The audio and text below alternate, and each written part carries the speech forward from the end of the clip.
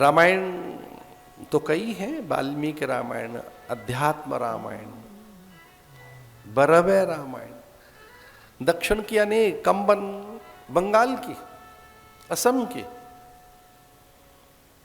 रामायण शतकोटि अपार, यहां तक बताएगा। शतकोटि, सत में 7 करोड़ भी कह सकते हैं, शतकोटि करते 100 करोड़ भी कह सकते हैं। रामायण इतनी है, रामायण शतकोटि, कोटि अपारा, क्योंकि राम का चरित्र अगाध है, असीम है, निसीम है। जैसे परिधि से कहां से आरंभ हुआ और कहां अंत होगा कैसे जाने? परिधि माने व्रत। और ये नए बैठे हैं लोग,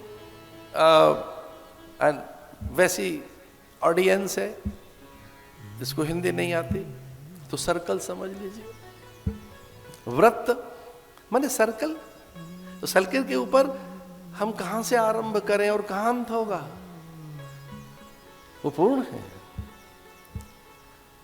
उसमें कहीं प्रवेश मिल जाए, उसको त्रिज्या कहते हैं। उस व्यास के साथ कहीं जुड़ जाए हम, व्यास उस त्रिज्या के साथ जुड़ जाए, गुरु के साथ जुड़ जाए, तो हमको प्रवेश मिल सकता है। ओम अखंड मंडलाकारम व्याप्तम येन चराचरम, ये गुरु की व्याख्या की जा रही है। ओम अखंड मंडलाकारम, उसका ज्ञान अपरिमित है। मंडलाकारम, इट्स लाइक ए सर्कल, एक सर्कल की तरह, एक वृत्त की तरह। उसकी परिधि पे ही घूमते रहेंगे तो कोई ना उसका आरंभ मिलेगा ना अंत मिलेगा। वो सनातन है, इटर्नल है, ऑमनी प्रेजेंट है, ऑमनीपोटेंट है, एब्सोल्यूट है, इनफाइनाइट है, एंड दैट इज कंप्लीट। पर अंदर से चले तो कथा में अंदर से चलते अखंड मंडलाकारं व्याप्तं येन चराचरं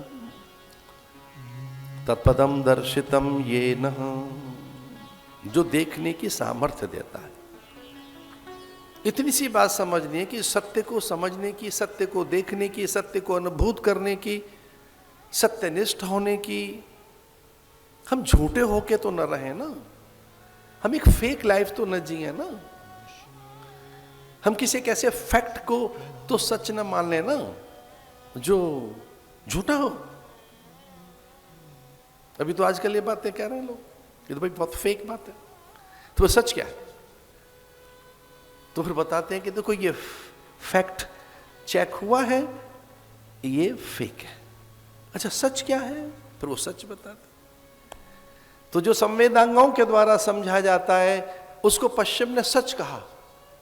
संवेदांगों के द्वारा, यानी जो आंखें देख रही हैं, कान जिसे सुन रहे हैं, हाथ जिसे छू रहे हैं, जिह्वा जिसे चख रही है, नासिका जिसे सूंघ रही है, उसको सच कहा।